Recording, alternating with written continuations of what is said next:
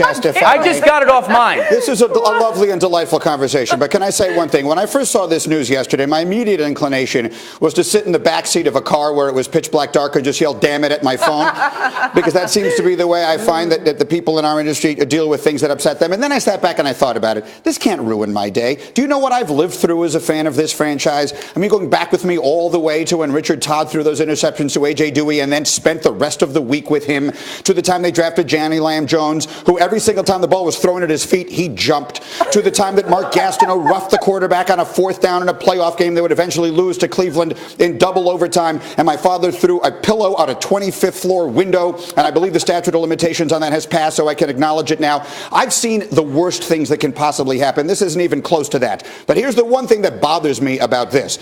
The owner of the team, Christopher Johnson, said he had to do a deep dive into what's been going on around here the last few months and figure out they needed to replace the general manager on May 15th.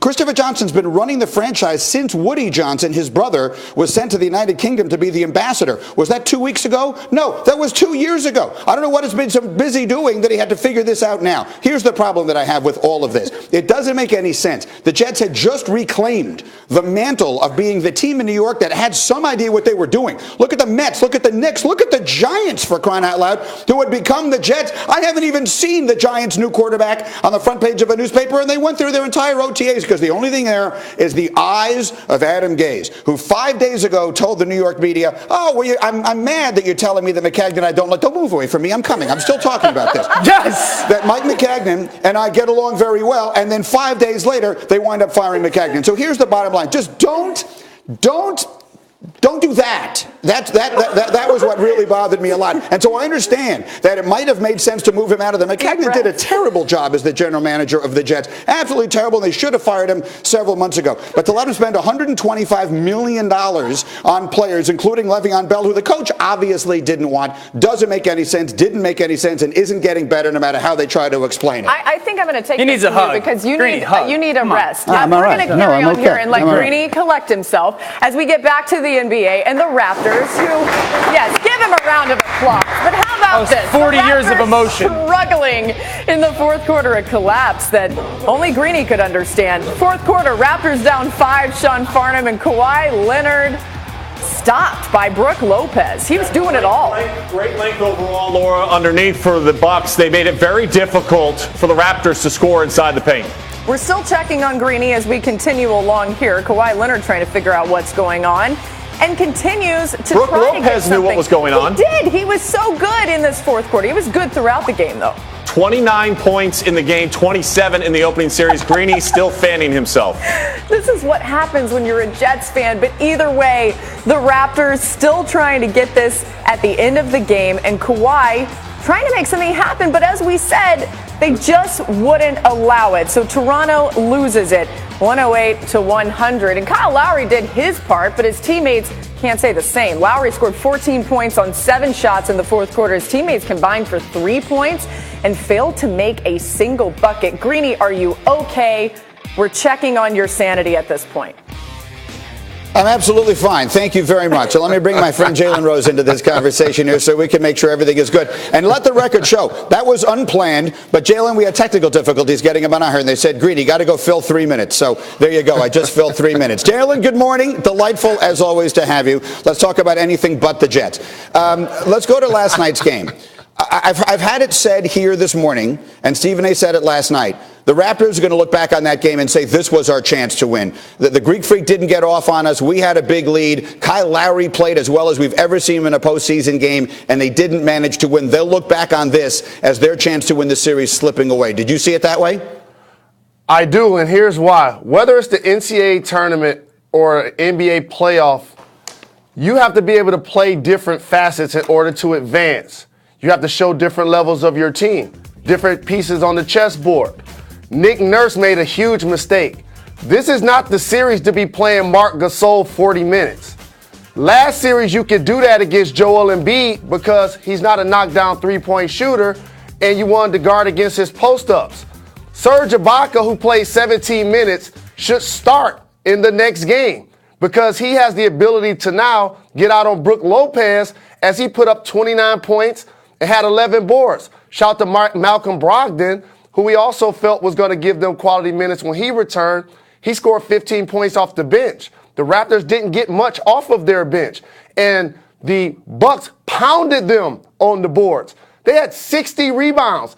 This stopped the Toronto Raptors from getting out in transition, turned Leonard into a volume scorer. Pascal Siakam has not been effective from the floor. This is an all-around team victory for the Milwaukee Bucks in Game 1. Yeah, a team that has been to some degree, I think, undersold all year long despite their really good record. Now let me go to the series that you're covering, Jalen, of course, with our crew out there covering the Western Conference Finals. And you're hearing a little bit of a feeling right now that with as good as Steph Curry has looked and as freewheeling and beautiful as the offense has looked since KD went down, you're hearing people wonder aloud if these Warrior players are sort of enjoying playing this way more than they do with KD. And Jalen, I feel like you and I have spent 14 months psychoanalyzing Kevin Durant. What do you think he's thinking as he watches this and hears that talk? I think he wants them to continue to do well. I think he's happy to see Steph Curry gain his confidence back, along with his splash brother, Klay Thompson. Draymond Green has been a Swiss Army knife, dribble, pass, and shoot, locking down on defense. Other guys are getting an opportunity to play. I think he's enjoying it because he understands if and when he returns, those 3 ISOs they ran in the previous game and all of the amazing ball movement that happened, it's going to change because he's going to be on the elbow putting his hand up and they're going to be giving him the ball because he's the reigning back-to-back finals MVP. Would they win this series without him? If he doesn't come back and play at all, they still win this series without him, right? Do they win the championship without him? If he will come back, we think. Would they beat whoever comes out of the East? Would they beat Milwaukee without him? They would win this series without Kevin Durant. I wouldn't be surprised even if they did it. If they really were taking care of business, a gentleman's sweep in 5. Worst case, I pick for them to do it in 6. They will not beat your Milwaukee Bucks, however, if Kevin Durant does not return because he is now a guy that's going to get you that offense that when the play break down, team does a lot of switching, all of a sudden he can get you a basket that's virtually unguardable. Imagine he going against the Greek Freak in the NBA Finals. That would be great theater. And then quickly, Jalen, let me ask you also, going back now that you've had sort of 24 hours to contemplate all the ramifications of Zion winding up most likely in New Orleans here, there's talk about whether or not if he wanted to threaten to go back to Duke. If he wants his way out of there, we have no idea if he wants that. And there's questions about whether Anthony Davis will still want to get out of there. How do you think it all plays out? When push comes to shove, is he the number 1 pick? Does he wind up in New Orleans? Does Anthony Davis wind up getting out? Please kill the noise. I know a lot of people in the media wanted Zion to be in New York. He's not in New York, okay? I know a lot of people in the media wanted him to be in Los Angeles. He's not in Los Angeles. Anthony Davis became a star in New Orleans. They just couldn't win in the playoffs. Zion ain't going back to Duke. He got a chance to get $100 million on the shoe deal. We had people questioning whether he should return last year when he exploded his gym shoe. And Duke didn't win it. And he won't have R.J. Barrett and Cam Reddish to play with. He ain't going back to Duke. He about to have the Pelicans build around him. I think the Lakers now have the assets to trade for him because they have the number 4 pick and they have some great young talent. He ain't going back to Duke and play college basketball for free. That's crazy. Just lean a little closer to the camera and yell. I can tell you from firsthand experience, it makes you feel a whole lot better. Jalen, you're the best. Thank you so much. We'll be watching tonight, Countdown and company, as they get set for Game 2 of the Trailblazers and Warriors. Meanwhile, as we continue, here's the man who was upset yesterday. Maybe Stephen A. can cheer me up. He'll talk about Zion. He'll talk about the playoffs. He'll talk about anything he wants next.